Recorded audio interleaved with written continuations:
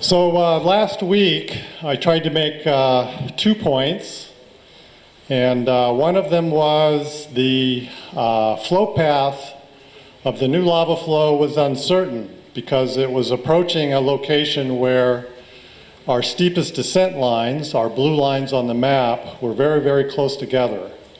And the ground slope there was very small, pretty flat, and it wasn't clear which way the lava was going to go. But it looks like as of today, it's clear.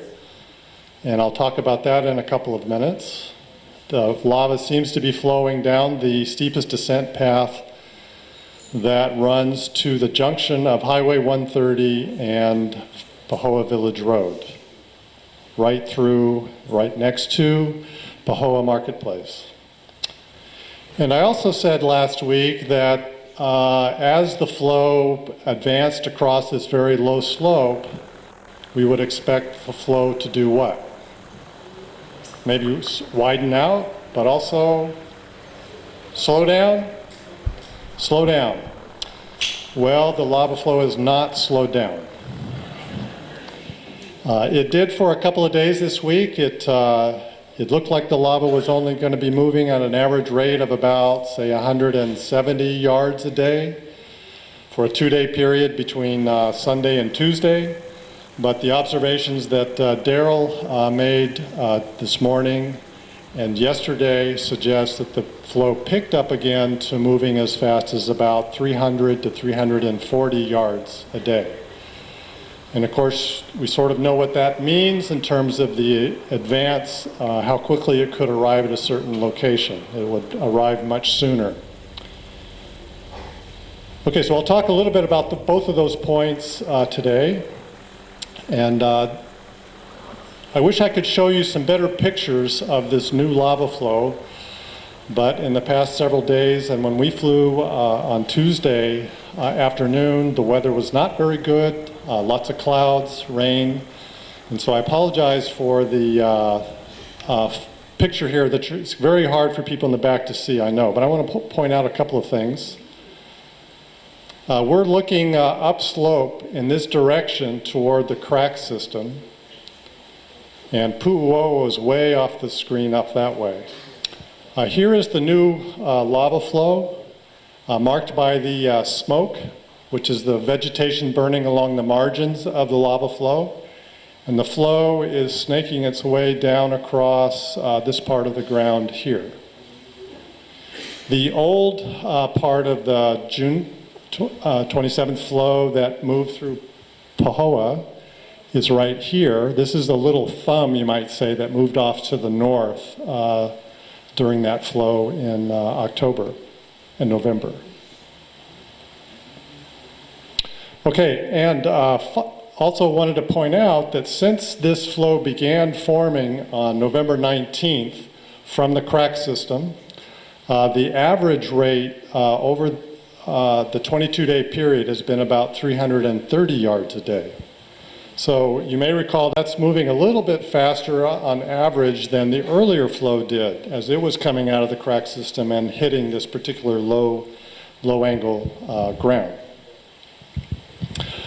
I wanted to just back up. This is probably one of the better pictures that we have of this new lava flow, just for a little bit of perspective again. Here's Pu'uo in the distance. The ground crack system right here. And lava is welling out of the ground crack system from the lava tube. And it formed a lava flow that split off from the main or the older part of the flow up here right below the crack system, and it's been forming this narrow flow all the way to there. If we look at this in a map view, it looks like this. This being the narrow lava flow that advanced and broke off from the old cooler part of the flow in late November. So this map shows us the mapped part of the lava flow that's new between November 24th and December 1st. So this is the part of the flow that's been added during that week-long period. This is the location that I mentioned last week. This is the same map I showed last week, and suggested that the narrowness of these two, the width between these two steepest descent lines suggests the flow could go either way, or maybe in both locations. It wasn't clear to us. And of course now, when mapped on December 9th, we can see that the lava flow still followed that descent line fairly well. It moved a little bit to the east side of the flow, of the descent line, that takes it off down through the marketplace area. And then here's the same map, but what I've done is marked two locations of the flow front as mapped by Daryl on Wednesday and this morning. And so we can see that the lava flow advanced from Tuesday's location to Wednesday's location and to Thursday's location right here. And so it's very clear, at least in those locations, the flow has made a right-hand turn and is following that descent line very, very closely. So for now, it looks like this descent line is the path that the lava flow is going to travel. The distance from this point along the path of the lava flow, along the path of the steepest descent line is about 1.9 miles to the highway.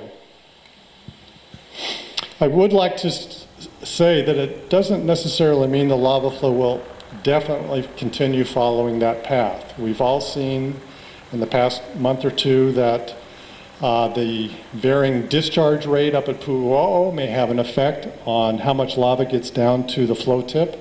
If the flow tip does stall and then more lava comes back into the lava tube, a breakout may occur upslope, may come around to one side of the flow or the other depending on where it breaks out, and start all over again. Or there could be additional breakouts along whatever part of the tube is still intact when that additional surge comes down. And because of this closeness of the blue line, if there were to be breakouts that spilled out and moved down on this side of the lava flow, then, well, maybe that blue line would capture the flow. So a lot of things can happen to not guarantee that the lava will keep moving down that descent path. So I thought I would point out the obvious that I'm sure you're thinking about right now. Okay, so it's only 1.9 miles from the highway. Given that it's moving 330 yards a day or so on average, how long is it going to take if it keeps going at whatever rate you want to choose? So the main point is that there is a new lobe and it's following the steepest descent path toward Highway 130 and Pahoa Village Road. And what I've done here, if the new lobe steadily advances down that descent line,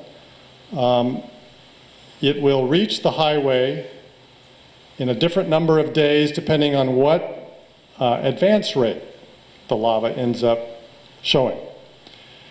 And I've just simply summarized what the advance rate has been, say, for example, between 11:24 and 12:01, pretty rapid period of about 440 yards a day. If it were to start moving that quickly, then the number of days is only about 8. If we go to the other extreme, the lava flow earlier this week between the 7th and the 9th, was only moving about 165 yards a day. And so if you make that projection, it's on the order of 20 days. The key being a big if, the new lobe steadily advances down slope. So we have kind of a range here, depending on what the advance rate is, of 8 to 20 days before the highway, the lava would be at the highway.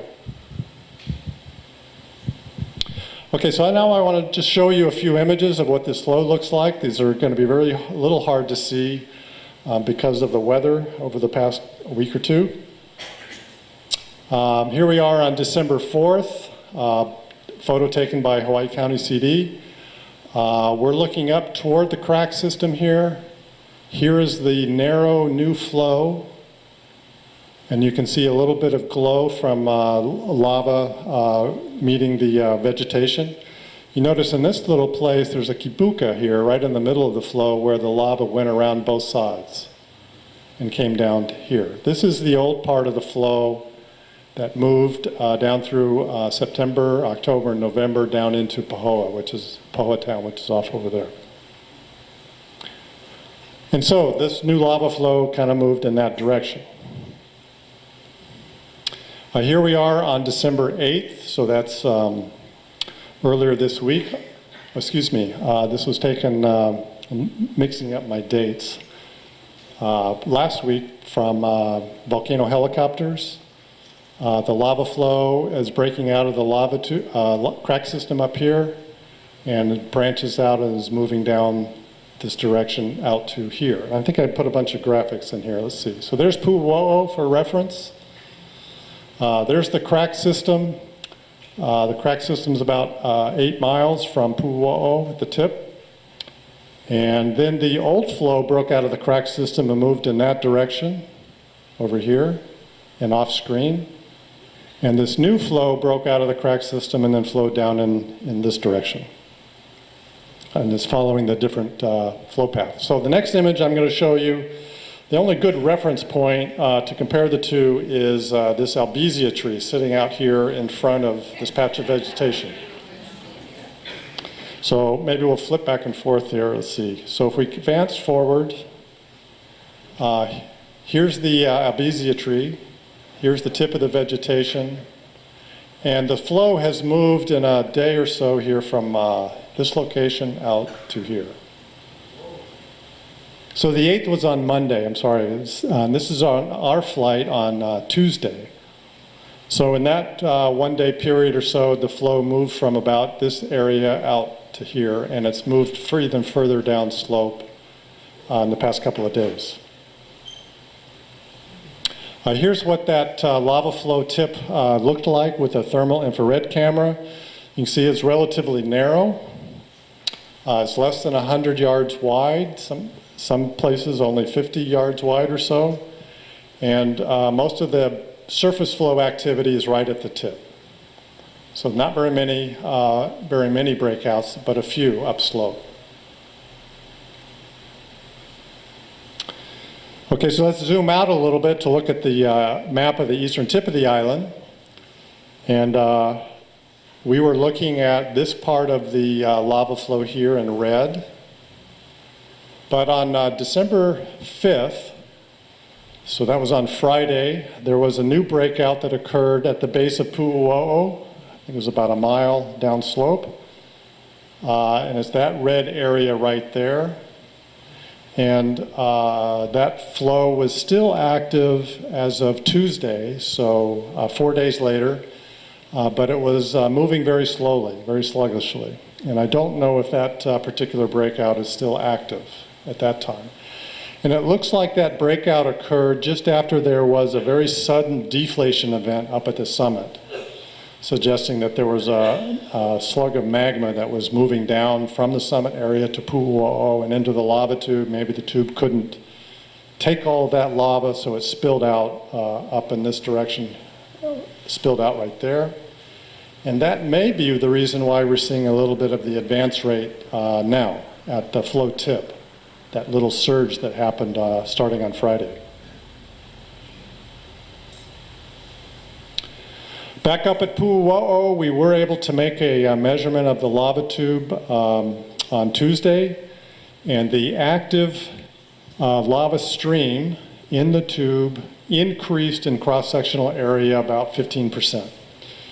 So what that means, that suggests that there's a little bit more lava flowing through the lava tube on Tuesday compared to the previous Monday. And if our measurements hold up, then the amount of lava pouring out of Pu'uo'o is about 1.5 cubic meters per second.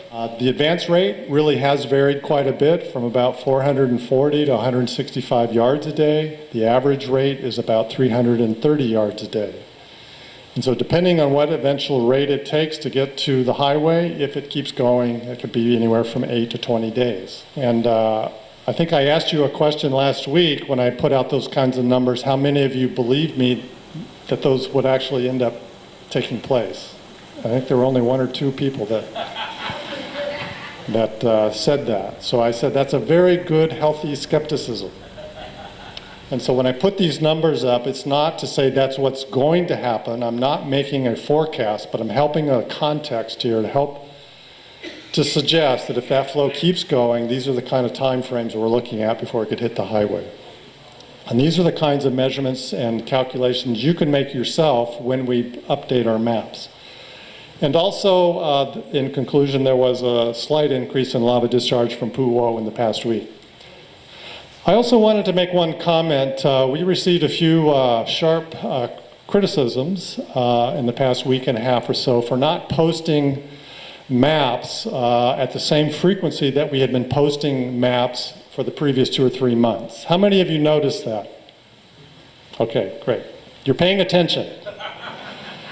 I made the decision not to fly on the same frequency that we have been flying to make those maps, with a goal of trying to conserve resources for the time when we do need to fly on a more regular basis.